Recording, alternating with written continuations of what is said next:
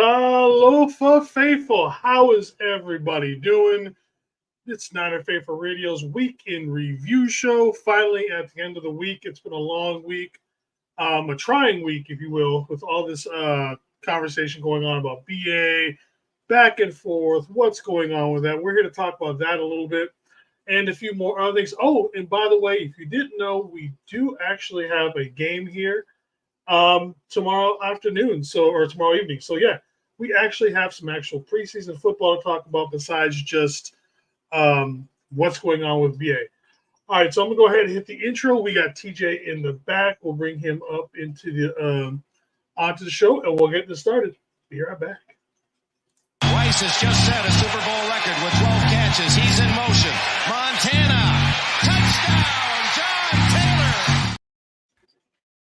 Today's episode is sponsored by Power Brand Systems. Need help getting new customers for your business? Let Power Brand Systems. Rice has just set a Super Bowl record with 12 catches. He's in motion. Montana, touchdown, John Taylor. They are at the 44-yard line of the Chargers. Taylor out to the left side, and Ricky Waters to the right. And a play fake. Young goes deep middle. He's got Jerry Rice. Touchdown, 40-yarder. First touchdown of the game. Comes after only a minute and 24 seconds. 44-yard touchdown pass to Rice. He sets another record. You are now tuned to NFL Weekly News Wrap, brought to you by Power Brand Systems.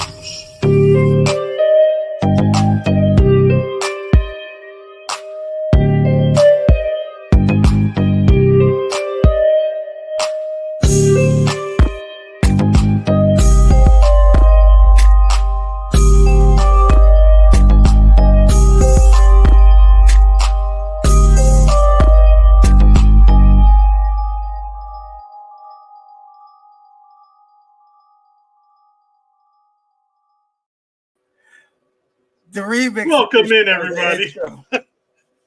We need to separate them because I just see the first one and I click it. I got it. I'll figure it out. It's a little. Well, no, it's not on you because it's always when I do it. It's because I just see the first one and I'm like, okay, got to do this. Now I'm doing this. So, yeah, I don't always have a time on Thursdays or even today. I had a lot of applications to fill out. I didn't have an opportunity to set up because usually I like to do that for you, bro. I just like to be like, hey, everything that we need's right on top. You just go into work. I just didn't have an opportunity to set it up. What's cracking, bro? What's up, my man? It's Friday, dude.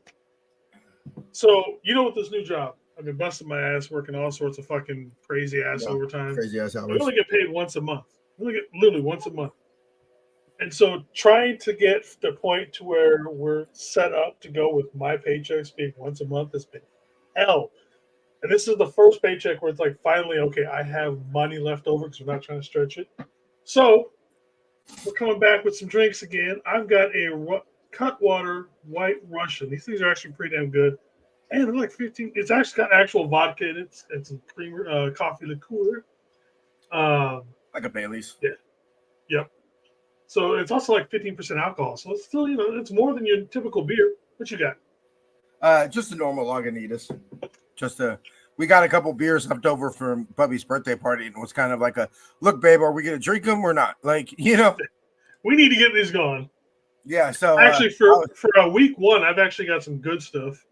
I've got some special mead that I've got back there that I'm waiting for that. All right, so let's talk to some people who are in here. We got Mr. David McNiner. How's it going, my brother? David. And for you? All right, so obviously with Mr. McNiner, we always got to show that in there. We got Tommy Huxley. What's up, fairies? How's it, fairy? What's up, fairy? He said he's over here pimping like Miles did. We got 49er Meteor Anshel in the house. We had our first show of this season, getting ready for this season for the 49er Media Captain Show. Back in action again. Let's see. Finally got some good IU news. Yeah, finally. Did it just happen, or is it the stuff that's going to be going on for like the last 4 or 5 hours where they're talking again? Well, apparently, I don't know if you saw it, but apparently IU had a meeting with Kyle. And I did not see that part. Yeah, I had a meeting with Kyle and the brass, and it basically has been decided. I guess they're going to try to hammer out a deal. They for the first time in months, they've gone back to the negotiating table. I know that we got a segment to get to BA, so we won't spill everything. Like I said, I've been at work. I literally walked in the door maybe half hour, 45 minutes ago, and I was trying to get this last second stuff, so I'm not completely caught up on stuff. So then we got Tommy up here. I'm drinking Lagunitas tonight, a little something. It's good. Steve-O asking TJ if you got some season tickets. I do, sir. I do. Well, a season ticket. But yeah. Season ticket. Season ticket. But yeah, so on this week's video also, TJ, have you found yourself in this week's picture? Oh, I didn't even look. We got some good seats in here. I don't even see me, bro. Where the hell am I? I legitimately, hold on. Y'all don't tell me the chat. I want to figure it out. I see me. I see me right over there. Hey, bro, if I could get there, bro, trust me, y'all would have way better videos, way better content from training camp. Trust me, if I could get up there in that tree, just got your little tripod up there trying to film. Oh yeah, you know what I'm saying? I got the notes all right here and everything. It was funny. I was telling I know we're gonna get to the transition, but I was telling Jason before we went live and everything, my girl made me copies because back in the day they used to give you rosters. You would come into training camp and they would just hand you a free roster right there. Now they don't. And so I told my girl, I was like, hey babe, make me some copies of the roster and then go ahead and make me like a few extra in case, like somebody keeps on asking me questions. I'm getting irritated and shit. I just go ahead and I'd slide it to whomever. To whomever. And like within like 3 days of camp, that shit went like completely, like not completely, but I was already starting to have to make crosses out and switch numbers and it's got time of year, you know bro. what? Since that first week of camp, it's gotten worse. All right, so let's go ahead and get into it. What's up, Mr. Rick Diaz? How's it, my brother? And then I forgot to say what's up to Mr. Steve-O. What's up, Steve-O? You jumped in here. How's it, my brother? All right, so obviously this is the last week of training camp, week 3. We're breaking into it. It's exciting. We finally got something to talk about besides just BA because we actually have a game to talk about tomorrow. Woo! But before that, I woke up. It felt a little weird today because normally, I'm born ready, bro. By day before the game, I'm already, ready and everything. I woke up today, and it took me a little. I was like, oh shit, we got a game tomorrow, bro. Let's go. Yeah, LFG. It's like, oh shit, let me get my.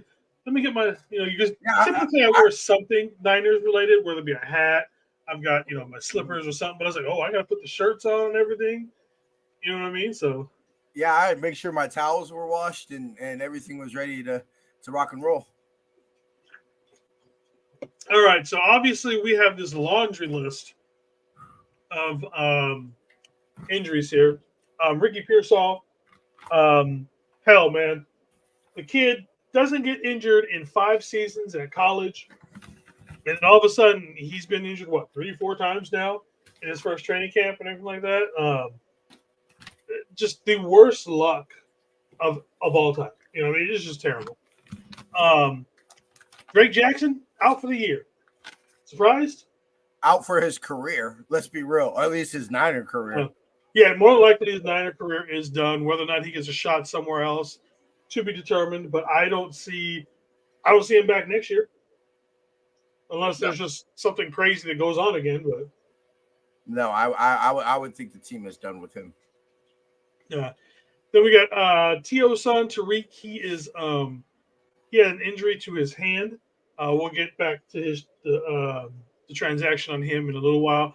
We have Fred Warner with nothing serious, just a little knee irritation, probably just some of that old man stuff that he's got going on with there.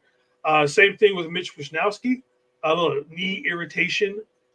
So we're not going to be doing a whole lot with him. And then we got Miss Veronica in the house. How's it going, sister? Thank you for showing up. As always, thank you. Yep. Then we had the CMC with the calf strain. He's not going to play in the preseason. Not like he was going to do much anyway. So I think it's just so no big thing there. Just something to look at. Austin Bryant had one that came up today. It's a undisclosed injury. I searched a little bit when I got home. Didn't see anything as to exactly what it was. So just undisclosed. Elijah Mitchell with the strained hammy. You notice quite a few running backs up here. And then Logan Thomas with the hammy. But more on that soon. Because as we go to the next page, and I hope everybody's got their bifocals, telescopes on, put your glasses on if you need them, ladies and gentlemen. Because there's a lot to read on this next page. In fact, do I have my glasses up here? I know, right? I would just squeeze As I say, to the screen as close as possible. So look at all of these transactions, ladies and gentlemen. So we've had a lot. So, the last show we had on here was obviously the second. We signed offensive lineman Pat Elflein to a 1-year contract. And then to make room for him, we waived offensive lineman Brayson Mays. Next day, we placed offensive Pat Elflein on our injured reserve. He didn't even make it through to team drills. Practice. Not even through team drills. So, obviously, he goes to the injured reserve. And then we signed another offensive lineman, Lewis Kidd, to the roster. And then on the 6th, we placed wide receiver Malik Turner on injured reserve. We also signed back Matt Breida. Welcome back to the Cheetah. The Cheetah. I love that one, man. Here you go, Breida. The strings for you, brother. I love me some Matt Breida. Yeah, no, I was actually got to speak to him. I know we got my camp observations, but I stuck around Tuesday and Wednesday a little bit longer to see if I could talk to any of the players or anything like that, and was able to speak with him just real quick. I just asked him like, "Hey, Cheetah, welcome back. You still rocking the deuce?" Because I know Yidam is wearing it now, but I was curious to see if he would have been like, "Yeah." I was going to ask him how much you have to pay for it, but he said, "Nah." They gave him 28, so I was like, "Okay, well, get your deuce back." But good to see the Cheetah. On the roster again. And apparently he had an amazing his first practice back. He was like taking first team reps, and it was like he isn't missing a beat. It was clearly Kyle trusted him. It was clearly a situation of, more of what kind of football shape was he in than if he understands the offense or anything of that nature. So do you think we're going to see him quite a bit? You think is this just a preseason signing to keep all these? Obviously, we've got a lot of running backs that are injured and stuff like that. Do you think this is just preseason? That's it, or do you think he has a shot of actually making this roster? I mean, I would think in an ideal world, it's looking more and more like Garendo is just going to be an IR stash, right? Yeah, he's going to get a red shirt. This is going to be a red shirt. Yeah, he's going to get a red shirt year. So I'm thinking to myself, I mean, what? CMC. So you got Juice, CMC, JP Mason, Elijah Mitchell. That's 4 right there. Cody. So I would assume him, Cody Schrader, Patrick Taylor, the one from the Whackers that we signed. I haven't seen anything special for him. So if you're telling me you're talking about our fifth running back, and tell me it's between him and Cody Schrader, I think Matt Breida would win that. Just veteran experience. We know what he's got, but I'm nervous because Cody Schrader, the running backs have looked pretty damn good. And I'm a little curious on, and we'll obviously see over the next 3 weeks, what's cracking with that. But I'm curious to see what Cody Schrader shows in the game, because I would think as it stands right now, it's him and Cody Schrader battling from that last roster spot. Yeah. Sorry, I was reading something that came through, and it was a rumor, not an actual thing that came through about BA. I don't know, man. If push came to shove, who do you think would have a better chance of us stashing on waivers? You know what I mean? I would think that Breida is more likely to get picked up just because, again, of his veteran status than someone like Cody Schrader. But then again, it's also Cody Schrader. He's a young running back who has, just an amazing college career. Obviously led the league or the college last year in rushing and stuff like that. So it'd be interesting to see. It's hard to argue and see. Like, if you want Matt Breida, I can see your point. If you want Cody Schrader, you're making a good point, because there's validity to both sides of that argument. Yeah, no, I'm definitely curious to see how it plays out in the in the preseason. And I remember everybody was talking about trading running back, and us, we were open to the idea, discussed it a little bit and everything like that. With the injury list like that, I don't see us trading a running back. Amazing what happens in right? It's so funny. We get so worked up. Miss Veronica saying she's still at work. Yeah, you know what? I wouldn't take still being at work right now, but it's so funny because we get so worked up about these things, and unfortunately, fortunately, however you want to look at it, these things truly do have a way of working themselves out. Yeah. All right, so that was on the 6th. So on the 7th, we released safety Eric Harris. We waived. I'm sorry. That was that's another one of the players I spoke to was Eric Harris, and I didn't see what happened, and all of a sudden I look over and he's getting worked on the not necessarily basically sideline, but was the back of the end zone, but for all intents and purposes the sideline. And then I seen him go back in practice, and then I seen him leave again, and I didn't see him return back to practice. But he was out there. I want to say that was Tuesday. He was out there signing autographs and everything, but he was barefoot. And I asked him, I was like, hey, I saw you getting worked on the sideline. Everything good? I was like, what, your ankle? And he goes, no, he had blisters. So I know that he wasn't having too bad of a camp, from what I understand. I don't want to get, too excited and everything, because this is camp. I mean, shit, we haven't even had, a real live, joint practice, let alone a game or anything like that. But the secondary is not looking as bad. I remember feeling like so in the air about the secondary because it was, especially the safety area. Because like, look, we could have plenty of depth here. We could be solid, or we could have essentially three strong safeties and no free safety. But even Greg Odom, the secondary, the safeties have shown me something, a little something in camp, and that's something definitely I'm going to be having my eyes glued to tomorrow. All right, and then we actually waived wide receiver Tariq Owens. And then we signed running back Keyshawn Vaughn and wide receiver John Terrell Kirkland, who, to be honest, I haven't really heard of either one of those. And then the very next day, we made a whole lot of stuff go on. We signed wide receiver Chosen Anderson, also known as Robbie Anderson, and DB Tracy Walker III. I'm going to be honest with you, Robbie Anderson, I've never been impressed with him.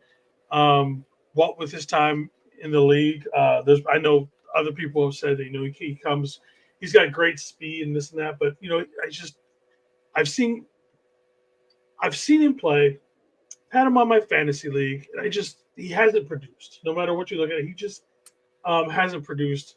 I see you on their media with your did Owens wave back. Yes. Yeah. So we also released wide receiver Malik Turner with an injury settlement. And then with that one also, Drake Jackson was officially put on the injured reserve PUP list. He's obviously, again, out for the season. And like we talked about earlier, probably done being a 49er, if not possibly career. And then we also placed wide receiver Tariq Owens on the injured reserve after he cleared waivers from everybody. So we'll see T.O.'s son in next year's camp. Yeah, pretty much. And then yesterday, even though I have it on both days because I think it wasn't official until today, today, we signed free agent punter Presley Harvin III because obviously we need somebody back there with Mitch Wisnowski being out with his knee irritation. Yeah. And then we also signed defensive lineman Jonathan Garvin. We released tight end Logan Thomas, which I told you he wasn't even going to make it to week 3. I fucking told everybody everybody's like, he's gonna be the number 2, and I'm like, no, he is not. Again, I like Logan Thomas. I actually have followed him for a majority of his career. He just, especially like the last 4 years, he's just constantly hurt, constantly hurt. So I'm not surprised that he got hurt, and then we released him today. And then also with defensive lineman Austin Bryant is also on IR. As you can see, it's been a crazy week with the transactions. Yeah. I don't remember a time where I've ever seen this much in a week. Yeah, it was a lot of moving parts this week. Obviously, we had the whole BA situation. I will admit that this week has been the most I've ever scrolled in Twitter in my life. I've never been a Twitter man, and I was definitely scrolling Twitter this week. Yeah, it was not even Twitter, just hitting refresh, waiting for something to come up. Yeah, basically. Like, and the crazy part about it was, and this is why, if y'all ever ask why we don't do a million live videos and everything like that, because you imagine like this week, if we did literally lives every time there were breaking news, how many BA videos we would have done this week? Like, legitly, bro, how many VAs? He was going to Cleveland, then he's going to New England, and New England. We would have just been live 24/7. It's just, I've definitely, and sure, maybe this is not the best for the channel growth or whatever like that, but I've been definitely like, we'll do a live when he signs, unless it's we'll do a live when he signs, and so to report on every single rumor and every single detail can get real tedious. I know Jamie's been holding it down, doing our daily camp updates and kind of getting back into the good morning. And to be honest, Empire. If we were to report on live every day about it, I think it would just make me angry. Yeah, you know what I mean? Like, just talking about literally the same thing over and over, but just flipping teams and maybe I think it would just piss me off. Like, look, nothing has happened, but we're still going live to literally talk about absolutely fucking nothing. Absolutely jack shit, bro. Like, look, brother. That's why I don't blame you. That's why we've never we've kind of been like, hey, let's let it break. I'll never forget reporting on Facebook, not on a live, but putting out a post about Jimmy signing, and it ended up being total bullshit. I had to delete it, go through this whole thing, and the one thing that brings a lot of pressure into when we do this is that, it only takes 1 second to destroy your reputation. And it's not like there's a shortage of podcasts that you can listen to. And let's be real, we all follow pretty much the same people on Twitter. Like, we all pretty much get our news the same way. Very few of us actually have sources in the Niners organization. So we're all essentially reporting and seeing the same tweets and, watching the same shows on ESPN or whatever. So, that's why we hold back and everything like that. Look, we'll get to that when we get to the BA subject. Well, speaking of the BA subject, man, I'm just going to say this. BA right now is living the American dream. Yeah. And what I mean by that is the fact that BA kind of has a choice. Do you want to stay with this team and make a little bit less money now and make a run at greatness as far as getting, a championship and all that kind of stuff? Or do you want to go somewhere, play in mediocrity, and make your bed? I'm not mad at either way. I'm not mad at BA for anything that he chooses right now. The only issue I have right now is that someone, whether it be Kyle, John, Parag, Jed, BA, anybody who's involved with the situation, someone needs to step up and be like, this is what we're doing. Do it. And the reason why I'm saying that, and this is, especially towards BA, at this point, if he's going to the Steelers, he needs time to get us situated and acclimated to the Steelers offense. He needs time to come back to this offense and get acclimated to, how Brock Purdy runs the offense, some of the new wrinkles, the new stuff, and all that. Personally, if he is not signed by Monday, if I'm Kyle, and I know people will probably get crazy with this, I move on from BA. And I'm not saying that we move on, we cut him, trade him, blah, blah, blah. I say we start the full install, because obviously this is preseason. We're not installing for the Titans, the Saints, or we're not doing a full install for these preseason games. We're installing for the Jets. Yeah. You start building that game plan around the fact that BA is not going to be there. Yeah. Juwan Jennings is going to be your number 2. Trent Taylor probably number 3. Maybe even, maybe some Conley, Pearsall, he works on it. And that's not to say that BA would not play in that Jets games and get significant snaps. But right now, I would move on from, like I said, again, this is if it comes down on Monday, you have to move on because you have to get this team ready for the Jets over whatever's happening with one person on your team. Yeah, I mean, I want to preference why I say, bro, I hope BA gets every single fucking penny that he feels he's owed. 100%. 100%. Do not hate on the man making his bag. Nope. To the extent of, as long as it doesn't, negatively affect the Niners. Yeah. I think that I've watched some Grant things, this week and everything like that. And he's been a little bit more irritating than normal. And we'll never know the full story about what happened and everything. But my one curiosity is, how do we go from mid to late April that essentially BA was all but signed, sealed, and delivered to now,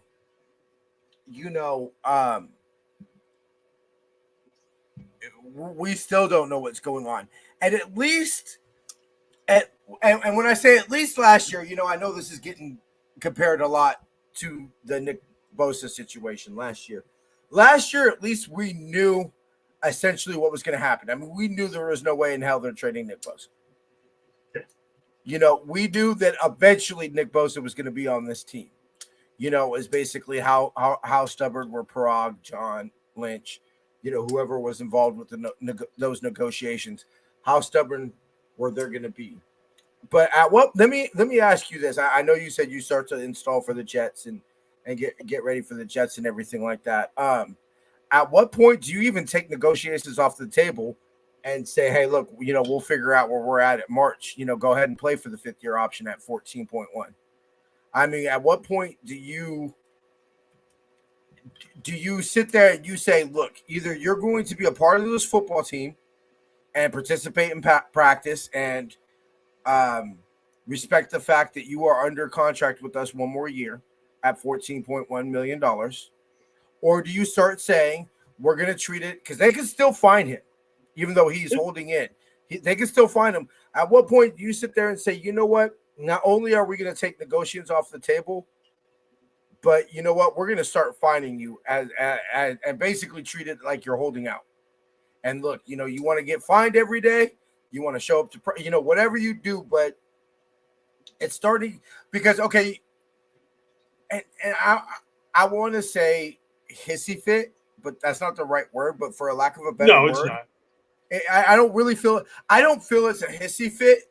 Let's be real. I felt Debo threw more of a hissy fit than BA has, because BA is at practice. He's dabbing everything up. He's in the meetings. So for all intents and purposes, it's pretty much just like BA is hurt.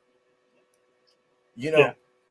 But at what point does it start to affect? Like, the rumor I last heard is Pittsburgh's not interested in trading us a player. Like, they'll give us whatever picks they're going to give us, but they're not giving it a player off the roster. I immediately scratched that, bro, because there's no way in hell I'm not getting the receiver back for BA. Ideally, the way, or at least, like, if you wanted to, I know they would never do this, but if you want to start talking about Mika Fitzpatrick, you want to start talking about TJ Watt, you want to start including How's those. it, Kenny? What's up, Kenny? How you doing, bro? So, Jim Everett the Great, how's it, my man? At what point does this become more of a distraction that's worth? Because Greg Papa said something interesting on KNBR, and he says, you would think that these are the only two players on the Niners, being BA and Trent Williams. How about the fact that majority, even without BA and Trent Williams, majority of the defending NFC champions are going back, are coming back? How about the fact that the secondary looks greatly improved?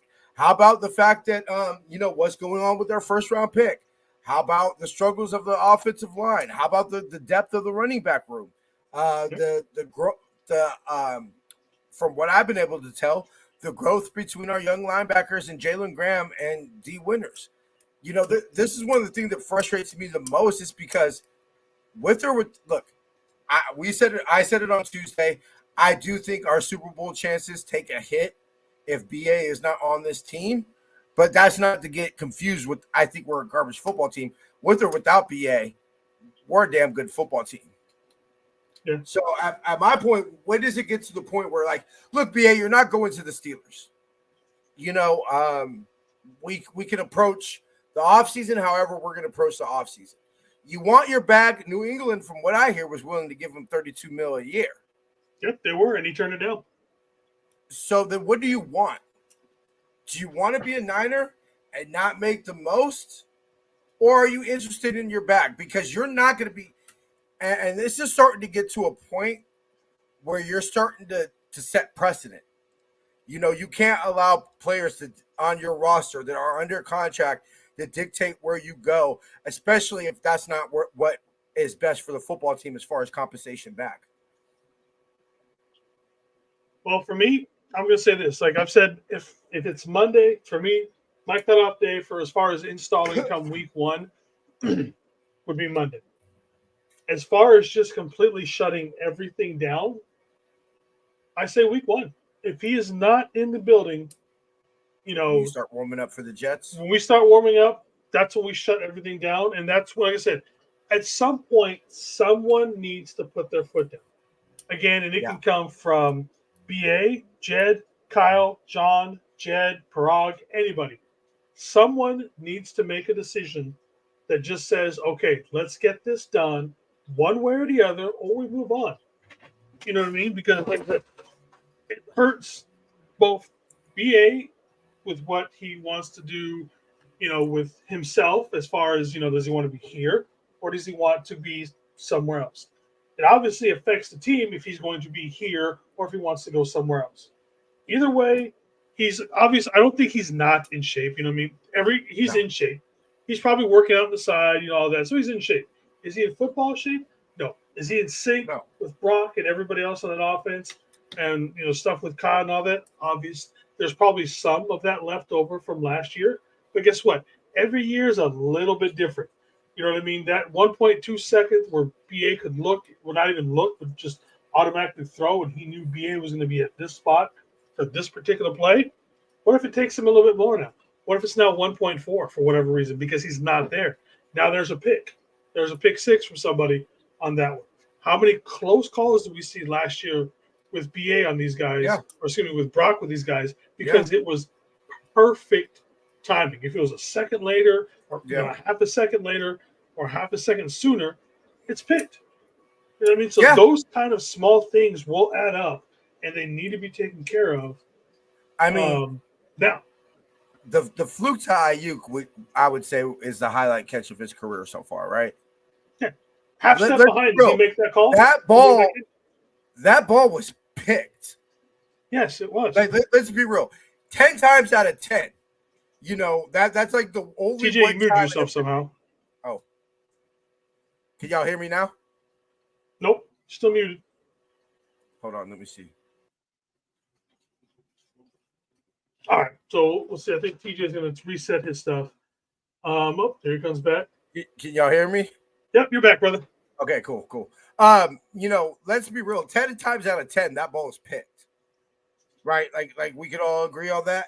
So I think it's almost, as Niner fans, we've gotten kind of arrogant because of the stability we've had. It's been essentially, minus the quarterback. It's essentially been, the same receivers, basically since 2020.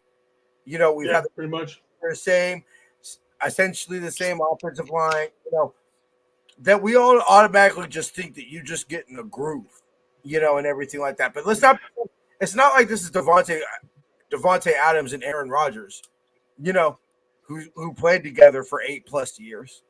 I can hear you. Oh, Tommy, you're killing me, brother. You were killing me. Alternative interceptions. Wrapping it up. It's time to get this cracking because, we all know that Bosa came out and admitted that he came out and that missing training camp affected him.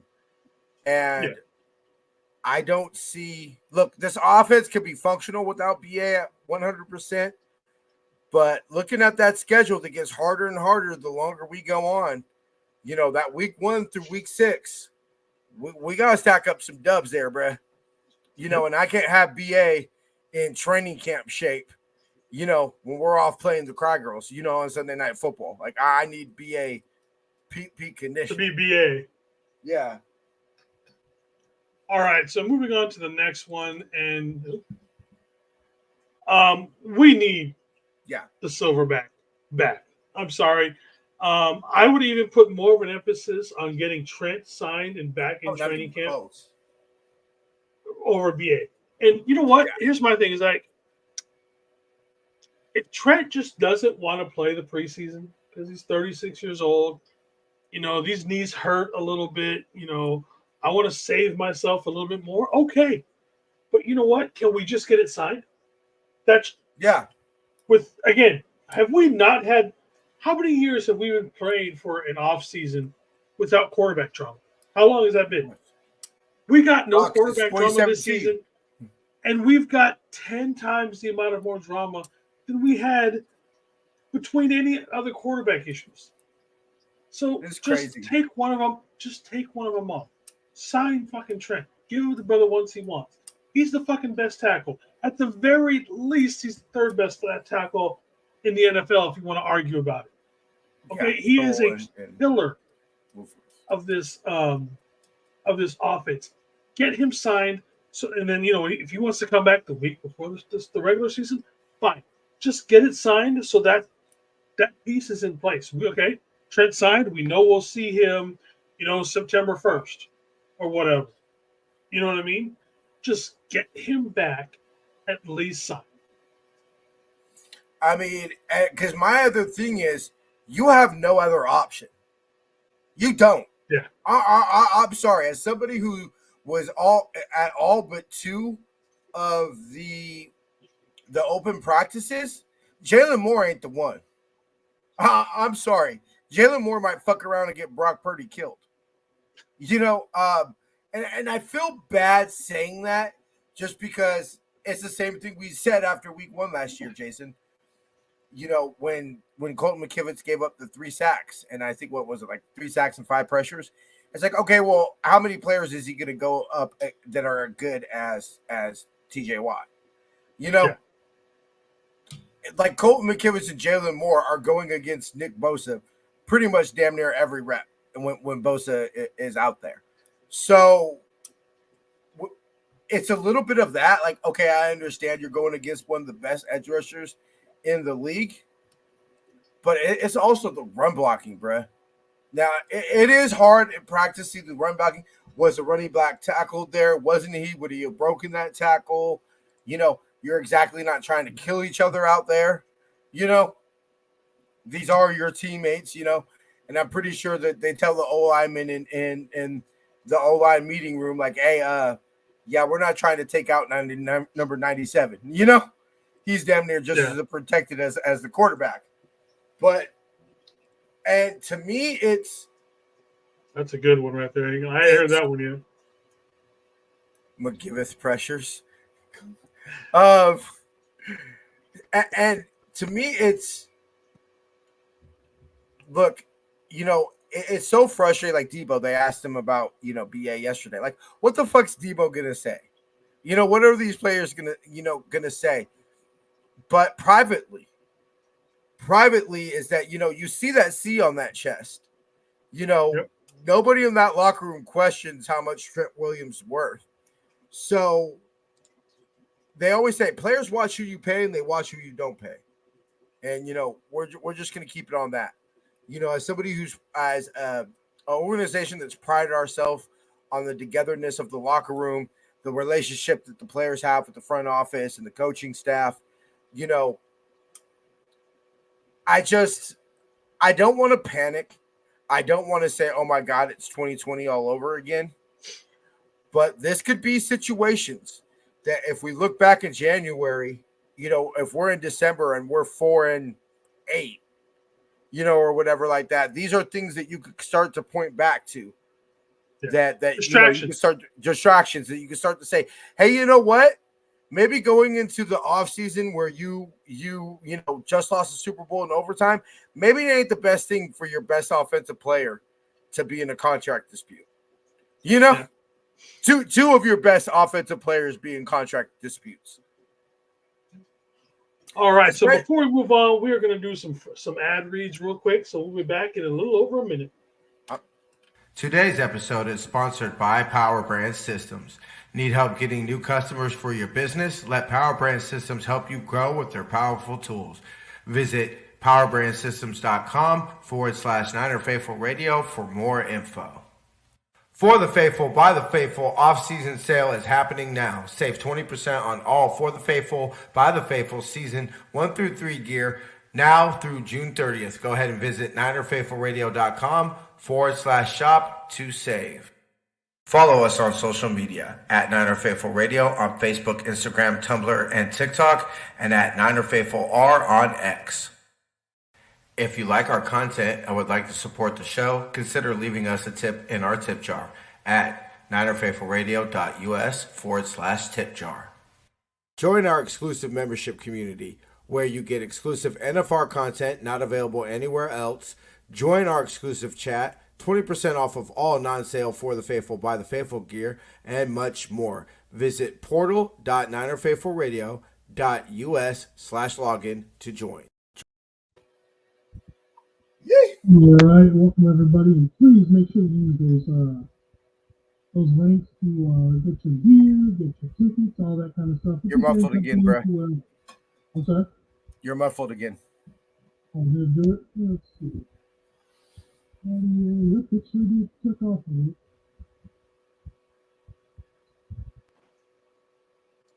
Better now? Yeah. You're good now. I don't know why it does that every time now. I never did that before. I don't know. I'm still watching some videos, and I know everybody, the For the Faithful, By the Faithful shit's been the muffler, man. Fucking Tommy. That sale has been done for a while. We're working on it. Your boy's trying to find a job or two, get this done, build a membership website. I mean, still have a relationship because, wifey doesn't like it when I'm on the computer too much after she's home. So we'll get everything done. Camp. What you see? Okay, so I'm gonna skip a little bit of my my first notes over here. I know you and I, Jason, because of what you told me specifically, we're gonna be doing next. You and I pretty much said Trent Taylor would be the perfect practice squad player. He's getting a little important. I think he makes this roster, bro. Yep. I think he makes this. Like I was just looking at my notes, and I have literally all my notes except for the first 2 days here in camp. And I was looking at my notes as I was preparing for the show today, and I just kept on seeing 19 every day. A couple notes, just 19 nice diving catch, 19 touchdown in one-on-ones, 19 touchdown in red zone. And I keep on thinking back to, okay, well, as we got Trent Taylor back, we got Matt Breida back. What were the reasons these players initially exited the roster? Matt Breida, different situation, but it was not play that caused us to get rid of Trent Taylor. It was injuries. We know he could be productive in this offense, and as we're going through this situation that we're going through with BA, you and I talked about it, that this would be the ideal situation for Ricky Pearsall, right? Mm-hmm. This would have been the ideal for Ricky Pearsall to come in here and make this fan base forget about BA. Not necessarily his faults. Personally, when he has been at camp, has he made spectacular catch here and there? Yeah, I have not seen anything that jumped out on the field to me that made me say that's our future number one receiver. That's somebody you can get rid of Deebo Samuel for. That's somebody you can get rid of Brandon Ayuk for. I have not seen that. But, I mean, let's be real. The man was probably at 5 practices. So, I'm willing to give him, especially being a Gator, I'm willing to give him a little bit of slack here. I don't think he'll be Dante Pettis. I don't think he'll be Rashawn Woods. So I don't think he'll be a complete flop.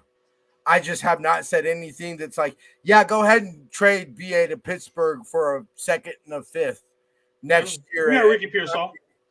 We got Ricky Pearsall. Yeah, no. And ultimately, I watched a lot of Kyle's, interactions with players and just, I have not gotten the feeling that vibes have been low at camp or that there hasn't been energy. I did not walk away from camp thinking, oh my God, the offense looked, way behind the defense or anything. I thought it was pretty even. The offense would, sure, there were some days the offense won, there were some days the defense won, but I felt it was what you would want to see from a Super Bowl caliber team, which is a pretty even back and forth. Like, yeah, Fred Warner made some plays. Nick Bosa probably would have got 15 sacks at training camp. CMC made some people miss. Deebo's another one. And as I step back, I kind of put it at 2 levels. Like, okay, do the starters look ready? Deebo sure as hell does. I think that I'd be scared if I was the rest of the league because I started watching, I believe I'm up to the 2nd to last episode of Receiver. I watched majority of the episodes today, and seeing the behind the scenes and seeing, Deebo's reaction with teammates and everything like that makes me And going back through the season last year, realizing, the only games we lost last year were games Debo didn't play the whole way through.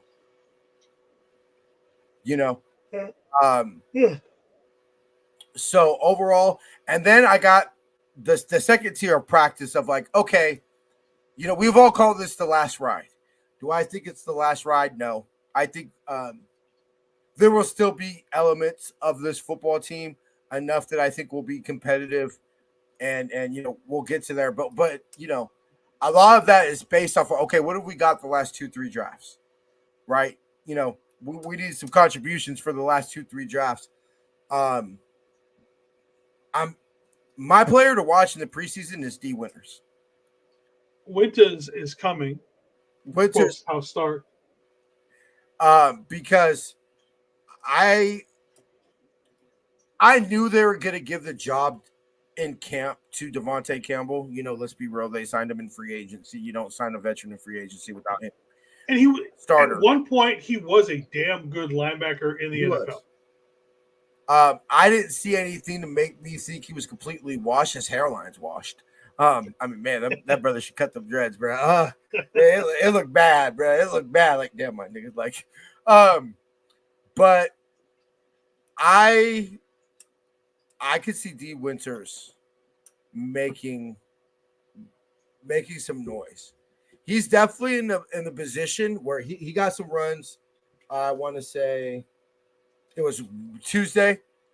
He got some runs with the ones and everything like that. And I would not be surprised if he started yesterday, depending on what starters they keep out. Do they play Devontae Campbell? Do they not? If you're not playing 53 or 59, I think we're going to see an extended run of 50 and 53. And I'm super excited about that because, with Drake coming off the injury, and let's not forget, this is the last year on his deal. And as much as we love Drake Greenlaw, as much as he's the one that gets the defense fired up, all that, the man ain't exactly been healthy. And as we're cutting back on this football team, as we got to start, tighten the purse strings a little bit, Drake, if you tell me D. Winters proves that he's willing to be a starter, I'm not saying at the level of Drake Greenlaw. I'm just saying a legit starter. I think Drake Greenlaw could be one of the casualties we're going into the season. If you're talking about, would you keep – if D. Winters can prove that he can be a starter in this league, and you tell me would I rather have Drake Greenlaw or Charvarius Ward and Demo, I'm taking Charvarius Ward and Demo. If you tell me that D. Winters is ready to take the next step. Let me ask you a quick question on that. From what I've kind of heard from people listening, between D. Winters and Jalen Graham, it almost seems like Jalen Graham has the flashier plays, but D. Winters is the more consistent. Consistent, yeah. And yeah, I would. So, I mean, it's like that. So, I mean,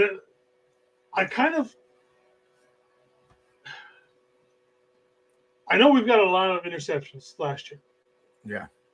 So, do we want that flashiness, or do we want that consistency? Me personally, I want the consistency.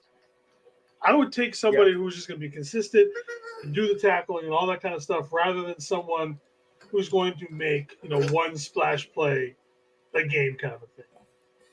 Yeah, I mean, I think if anybody's battling for a roster spot out of the linebacking core, out of the two linebackers, I would think it was Jalen Graham. In my opinion, and I know because this might be controversial because he didn't make as many splashy plays, I would take D. Winters over Jalen Graham. Right now, if you told me, T, you gotta make these decisions, or somebody calls up and offers you a 5th round pick for Jalen Graham, and everything like that, I start to consider that, bro. I'd start to. Okay, here we go. So you had D. Winters and Jalen Graham. Would you rather have the two of them or Curtis Robinson? I'd rather have the two of them. Well, okay, the two of them DFF. See, that's it because that's where it gets tough because DFF is the better special teams. So what are we essentially talking about? We're talking about our third linebacker here, right? Because I don't think they're going to take Devontae Campbell, at least in the beginning of the season, until he proves to be too much of a liability, if he does indeed end up being too much of a liability. So what you're really looking at between, like you said, Jalen Graham, D. Winters, and Curtis Robinson or DFF, you're looking at special teams. If you tell me as a special teams player, yeah, I'll take DFF all day. We're talking about linebackers here. Yeah, but we're talking about linebackers. Yeah, I still take the two younger. I mean, maybe you could make an argument over Jalen Graham and DFF, but specifically if you're talking about DFF or D Winters, I'm taking D Winters. Okay, and then I kind of think I know where you're going with this one. Mm-hmm. Ezekiel Turner, obviously, both of them over him. Yeah. Okay, so what? You're talking about 5 linebackers you're taking. You got Fred, Devontae Campbell. He's going to make the roster. Yep. I still say DFF, Jalen Graham and D Winters are my 5 backers. Actually, right now, I don't know how many of y'all have the Niner little texting where they can send you text messages. They actually have a game on the team's website right now. I'll see if I can put it in the description somehow, or maybe I'll post it on Facebook tomorrow. But where you can actually try to predict the 53-man roster and a chance to win some Niner gear and stuff like that. So I'm actually thinking about rocking and rolling with that. I'll send it to the chat, bro. The link. Okay. But as of right now, if you tell me, we got to make some decisions and everything like that, because let me ask you this, Jason. 2025, do you have more faith that DFF, another year older, is going to be better than Jalen Graham or D. Winters? I don't. If anything, I would think those guys, unless he has a huge step that we haven't seen before, if anything, I would think both of them take a step closer to him. That's what I'm saying. Yeah. And so, look, I know that everybody wants to be laser focused on 2024, but I would almost think that's a mistake, because we can't act like 2025 is going to be business as usual. Yeah. We can't act like there aren't going to be some changes to this football team. And so I don't want to bite off my foot in order to spite my hand, this year, and leave us vulnerable next year. Everything has to be. I mean, let's be real. It's the reason why BA ain't signed yet. The reason BA ain't signed yet is because we have to have 2025 in mind. Yep. All right. So moving on from that observation to one I'm a little curious of. How are special teams looking?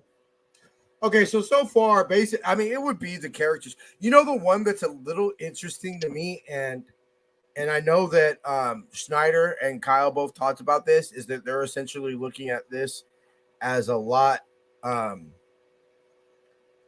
more of a play from scrimmage than this is a kickoff. I think a lot of teams are taking it that way. I know this is weird to say, and I know everybody's been kind of a little nervous about it and everything like that. But the two people that, to me, seem the most likely to be back there, just off of what I've seen in practice and everything like that, minus Trent Taylor, is Debo and Juice. I've seen a lot of Debo. So essentially every day in practice, it's been Ricky Pearsall, if he's available. They did on Wednesday put Cody Schrader back there, which I assume was to take Ricky Pearsall's place. But it's definitely the wide receiver running back 5. That's what I've gotten, is essentially we're going wide receiver running back, and a lot of tight end and linebackers on the blocking side of it and everything like that. So I'm real curious. I hadn't thought about it as far as the game tomorrow, and the idea of, wow, I'm about to see some shit that I ain't never seen, and I've been watching football since knee-high to grasshopper. So it's kind of a little weird. Unless you watch the XFL, you ain't never seen this shit before. Yeah. So it's kind of weird, be Niner faithful have done this for almost 10 years and, still seeing something new on the football field. But I'm curious how it looks in the game. As far as punt return, it's Trent Taylor, bro. Like, let's not fuck around. Let's not try to get cute. Put Trent Taylor back there. Catch the ball, because I hope, we've talked about the renaissance of Kyle, how we thought that, reaching out to Bill Belichick was a man move. We've talked about, did this humble Kyle, did he exercise some demons, being able to come back in the playoffs and on all these things. If Kyle truly has matured and been humbled by last year's experience in the Super Bowl, we can't fuck around on special teams anymore. I cannot have the reason that the Kansas City Chiefs get back into the game this year in the Super Bowl after we dominated them on defense. I can't have the reason that they get back into the ball game be because a punt bounced off of somebody's leg. Like that's like, how sick does that make you, Jason? After all the shit that we went through, I'm not gonna say that cost him the game, but it let him back in the game. That was such a fluke play that I'm not necessarily going to put blame on anybody on that one, just because it's not a circle ball, man. You know what I mean? I get it. Look, I get it. Let's be real. Bam Bam's fumble against the Cry Girls, the one that rolled against the sideline, that probably never happens again. Talk about a break. When have you ever seen a fucking football go through somebody's hands, bounce off a face mask, and right into the other receiver's hand? Like, yeah. I can't. The shape of a football makes for some crazy ass shit. So, but I just say this, dude. Put Trent Taylor back there. I'm okay. Catch the ball. I'm sorry. This offense is too talented, especially, you get BA back. Because let's be real. I mean, BA ain't holding out games, right? I mean, I don't think BA wants to take it. I don't know. But this offense is too talented for me to worry about our return game, in the sense of, like, I don't want every punt caught at the 15-yard line. You know what? Give me the ball at the 15-yard line. If this offense can't make up an extra 10, 15 yards, then what the fuck are we doing, Jason? What I don't want is to fuck around and find out. I don't want to fuck around and find out. Put the best back there, was obviously Trent. Yeah. And let's just fucking make it work. Stop being cute. This ain't about Ricky Pearsall has to earn his roster spot. Like, stop being cute. We're beyond this shit. Okay? Trent Taylor is the man for the job. What have we said all offseason, Jason? Raise the floor of this football team. Raise the floor. Look, would Ray McLeod probably give us a little bit more dynamic of a returner as far as returns? Yeah, probably. But do I get my butthole get a little less tight when I see 19 back there versus number 3? Yeah. I'll take my chances on a man whose only 2 fumbles that have came on a kick return game were in the rain game in Cleveland. I'll take my chances. But I also don't want to see Deebo back there unless the game's on the line. The first one, week 1, I don't want to see him back there. Yeah, no. I'm talking about some Super Bowl, Week 17. Yeah. We need this win to get to first place, but in the bye, 19 is where 1 is back there. Yeah. Totally agree. All right. So to end for today's week in review, we got a damn game tomorrow. So tomorrow, 3 p.m. over here on the West Coast, because West Side is the best side. 4. We've got the Tennessee Titans, who have already said that their players are going to or that's 4 p.m. I think it's just 4, not 3. I don't know how to add. I'm doing this whole 3 hours. Tennessee said they're playing their starters for the first quarter. We are not playing starters. No. So I would not necessarily expect to see a really good game, per se. But what I would like to see is I'd like to see, like Dominic Pooty has had an amazing camp. I want to see him line up against somebody besides his teammates.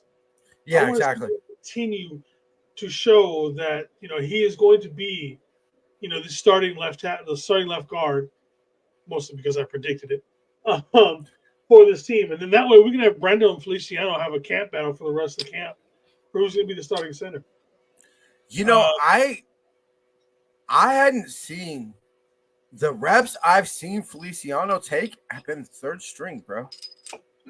Have been third. Now, whatever, it's camp, and I'm not gonna pretend like I saw every time an offensive lineman came in and out, But the ones where I remember seeing 55 have been third team reps. So maybe they're not as high on Feliciano, and it was more of a, hey, let's secure a guard in case we get fucked over in the draft, or whatever like that. I mean, there is, call me crazy, there is a scenario where Feliciano doesn't make this football team. Only if he's more injured than what we know. I think that's the only, because his value at the very least as a backup is much more than most of the guys that we have. True.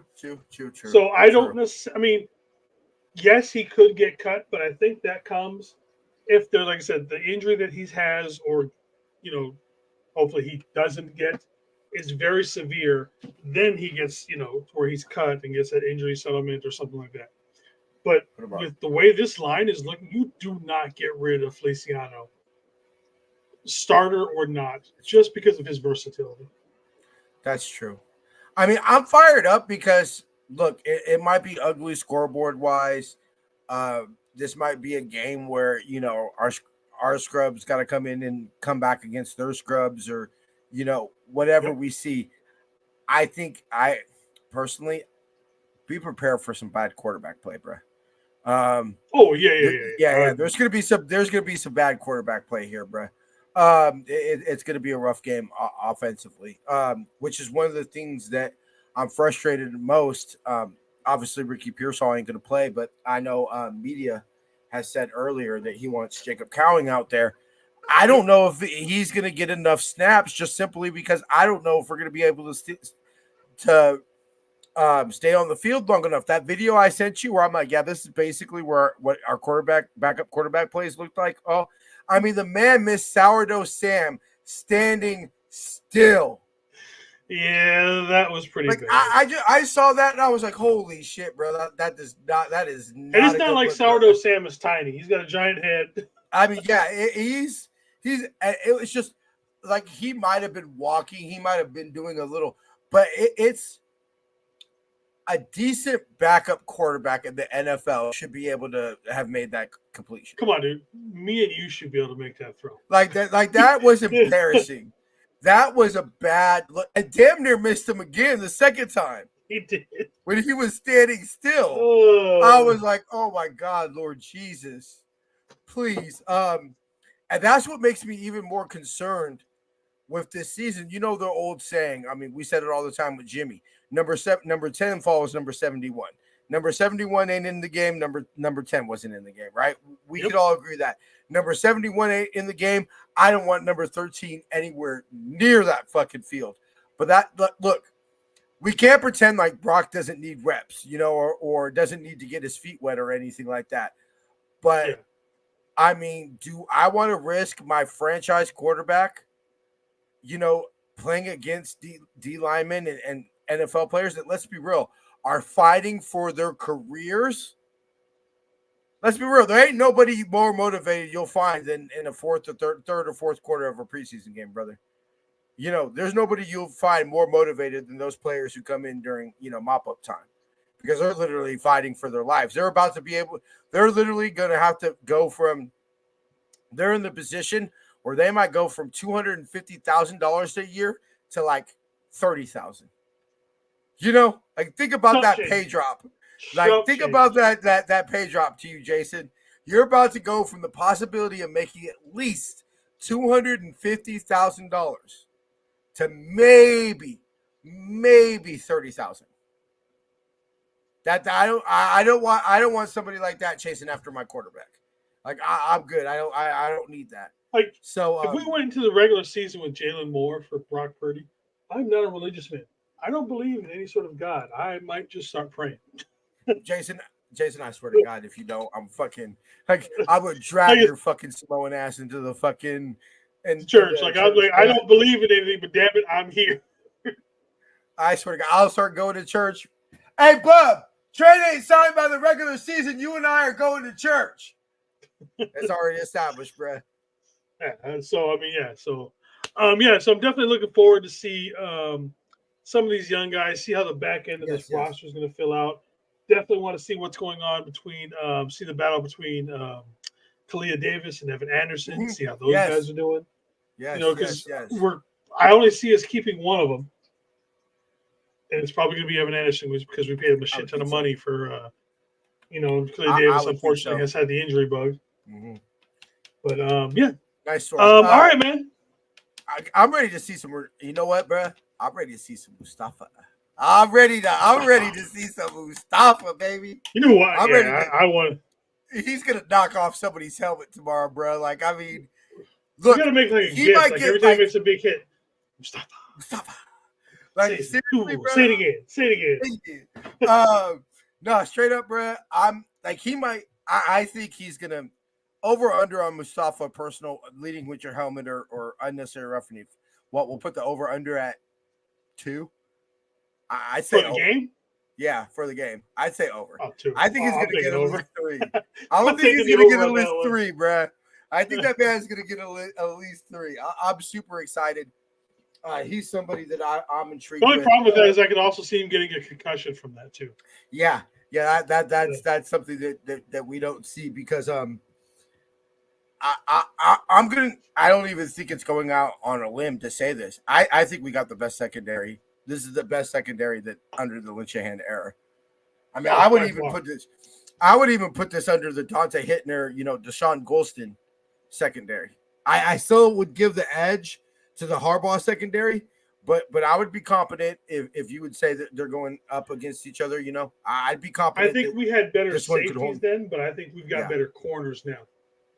Okay, I'll give you that. I'll give you that. Who better corners 2019 was Sherm last leg. Sherm in the beginning of 2019 before he clearly started to get washed towards the end of the season and was simply surviving off of Richard Sherman. The second half of 2019 was surviving. Why would I throw to Richard Sherman when I got a Keller? My name is Richard Sherman. Yeah, I'm not even gonna risk that Sherman is 10% of what he is when I have a Keller Witherspoon on the other side. And that's how Richard Sherman survived the second half and the playoffs in 2019. I would put this secondary even against them. I would take this cornerback room over that. Only because, like you said, because Richard Sherman obviously back him in his career after the injury, everything, blah, blah, blah. Charvarius is better now than Sherman was at that point in his career. Yeah. And obviously, Demo is better now than Witherspoon was at that point. So I would take this. I would take this set of cornerbacks over that one. What about K1 over the slot versus Demo in the slot? Who you taking? That's where the argument comes. That's a good one. That's where the argument comes. Yeah, because like a lot of people forget K1 was legit. He was that man. Yeah, he could. I say K1 because I think K1 was a better blitzer. So when you talk about the overall package of what K1 could do versus Demo, but I mean, and we also haven't seen Demo play that significant amount of time in the slot compared to K1. You know what I mean? Mm. He could be better. He could be worse. We don't necessarily know because he hasn't played there over an expanded period of time. But if you force me to pick right now, I'm taking K1. Yeah, I'm taking K1. Ideally, I think if you ask John, put a gun to John Lynch's head, future-wise, I think they want to keep Demo on the outside and move Renardo Green into nickel. I think ideally, I don't see why they could. that's the Why Niners can't play. they flip depending on matchup? Let it be a matchup-based thing. I'm I mean, okay with that. I love that. If they can be up, and that's what is exciting me so much about tomorrow is that we really kind of get to see a glimpse of the future without risking results that are gonna determine home field advantage in the playoffs or not. Yeah. But yeah, so that's it for tonight, I believe, man. You got anything else? Yeah. No. We'll go ahead and we'll see y'all Tuesday. We're not gonna go ahead and we're gonna see y'all Tuesday. We'll give y'all a little bit of a breakdown of the game and everything like that. You're not doing reactions for the preseason, are you? Nah. No. Okay, so we're gonna keep it. As far as game day shows, we won't be doing it this week. Next week will be TBD. We're gonna kind of wait for that game that the starters play. So we're gonna kind of play it by ear. But we'll definitely let you know the Friday before. We'll definitely let you know what's rocking and rolling as far as, unless it's the last preseason game, then we will be treating the Friday show like the pregame, regardless. Yep. But we'll keep y'all up to date as far as pregame and halftime and all that. Worst comes to worst, we'll just be rocking and rolling and ready. And one of us will be going live should any BA news break. Yeah. We'll figure all Somebody that out. will. We don't know who because we don't know Yeah. how's it going. Where's everybody going to be at the time? Where's somebody will go live. Time, who's available, who's at work. But we'll definitely keep y'all up to date on any BA or Trent, any Trent. Yeah, Trent. All right, I'll see you in a few minutes, bro. I'll let you wrap it up. I'm gonna go grab my girl, and then we'll talk. All right.